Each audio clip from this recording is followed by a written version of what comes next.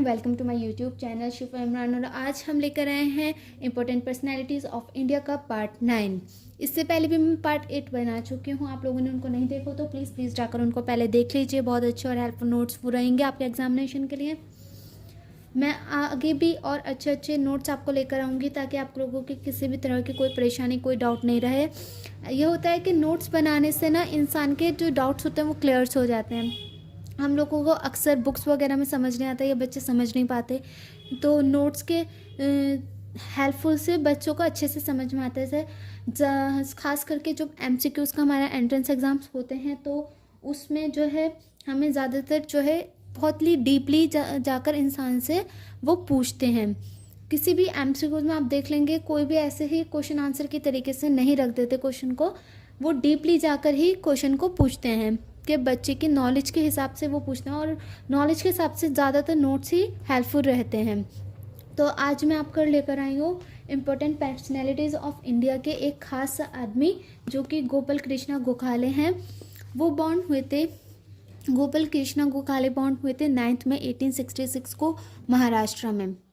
इनके फादर जो थे वो थे कृष्णा राव। 1905 में इन्हें सर्वेंट ऑफ इंडियन सोसाइटी में ज्वाइन किया गया था। इनकी डेथ हुई थी 19 फरवरी 1915 में। इसके बाद हमारे आ जाएंगे फेमस और बहुत ही अच्छे फ्रीडम फाइटर भी इनको कहलाते थे। ये बहुत ही अच्छे ये आदमी रहे हैं। बहुत ही इन्होंने हमारे देश की सहायता की, बहुत ही इन्होंने सपोर्ट किया, बहुत ही इन्होंने सेक्रीफाइस किए। लाला लाजपत राय ने, लाला लाजपत राय थे फ्रीडम फाइटर ऑफ इंडिया का कहलाते थे। इसके बाद जो थे ये पंजाब के सारे लॉयन ऑफ पंजाब कहा गया है इनको। बॉर्न ये हुए थे 28 जनवरी 1865 में ये बॉर्न हुए थे। इनके फादर का नेम है मुंशी राधा कृष्णा। प्लीज़ मैं आपसे बार बार कहूँगी कि आप डेट्स को, फादर्स मदर्स के नेम्स को इनको याद रखिएगा, क्योंकि ये इनको पूछते ही हैं। एक ना एक क्वेश्चन आपको इसमें से ज़रूर मिलने वाला है।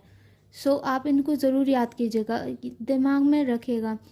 इनकी मदर रही थी गुलाज देवी। डेथ इनकी हुई थी 17 नवंबर 1928 को इनकी डेथ हो गई थी। सर्वेंट ऑफ पीपल्स सोसाइटी में इनको 1921 में लिया गया था। ये एडिटर थे आर्या गज़ेट के। इसके बाद आ जाएंगे हमारे भीमराव रामजी अम्बेडकर।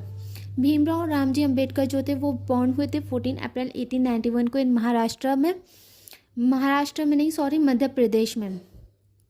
इनके जो फादर थे वो थे रामजी मालोजी सोकपाल। इनकी मदर थी भीमबाई।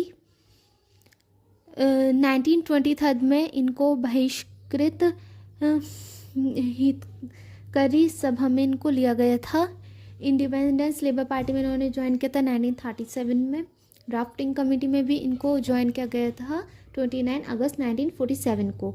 इनकी डेथ हो गई थी 6 दिसंबर 1956 में। और इन्होंने लास्ट अपनी जो राइटिंग लिखी थी वो लिखी थी बुद्धा एंड हिज धर्म। बहुत ही अच्छी ये फेमस है, हमारे हिस्ट्री में का पार्ट में ये आता है, बुद्धा एंड हिज धर्म बुक।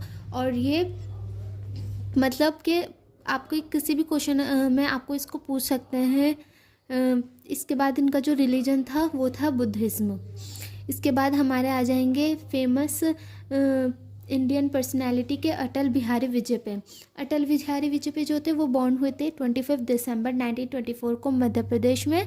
इनकी जो मदर थी वो थी कृष्णा दासना देवी। फादर रहे थे इनका कृष्णा बिहार विजय का। ये लॉ में रहे हैं। और इनकी डेथ जो हो गई थी वो 16 अगस्त 2018 को हो गई थी। Right man in wrong party में इनको स्लोगन ही इनको कहा जाता है, right man in wrong party. Thank you so much. यहाँ हमारे सारे इंपॉर्टेंट पर्सनालिटीज़ ऑफ इंडिया के मेंस पूरे हो जाते हैं। मैंने आपको सभी के नोट्स मेरे पास ये बने हुए थे जो मैंने आपको इसके वीडियो दी है, और आज ये हमारे 8 पार्ट्स में कंप्लीट हो जाते हैं। आपको वीडियो पसंद आई हो तो प्लीज़ लाइक शेयर कमेंट ज़रूर कीजिएगा और मुझे बताइएगा आपको कैसे लगी हो वीडियो। एंड प्लीज़ सब्सक्राइब करना ना भूलें, बिकॉज़ हम इतनी मेहनत से बनाते हैं, आपको दिखता है। एंड ये से तो खैर मुझे कोई फ़र्क नहीं पड़ता कि आप कर रहे हैं या नहीं कर रहे, it's not in my mind, but first thing to remember, it's our priority that's कि आपको ना अपनी स्टडी पर फोकस करना ज़्यादा ज़रूरी है, क्योंकि बच्चों के इस टाइम पर एग्ज़ामिनेशंस आ रहे हैं, 10th के 12th के बच्चों के।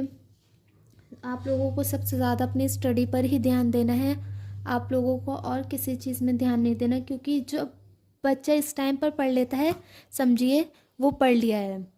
उसका यही एक टाइम होता है एग्ज़ाम से पहले का पढ़ने का, जो बच्चा दिमाग लगा कर पढ़ ले तो वो फिर समझिए पार हो गया है, उसने सब कुछ कर लिया है। So please thank you so much for seeing my videos and thank you for everything. मुझे बताइएगा आपको नेक्स्ट टॉपिक किस टॉपिक पर आपको वीडियो चाहिए, मैं उस पर लेकर आऊँगी जल्द ही इंशाल्लाह। Thank you so much.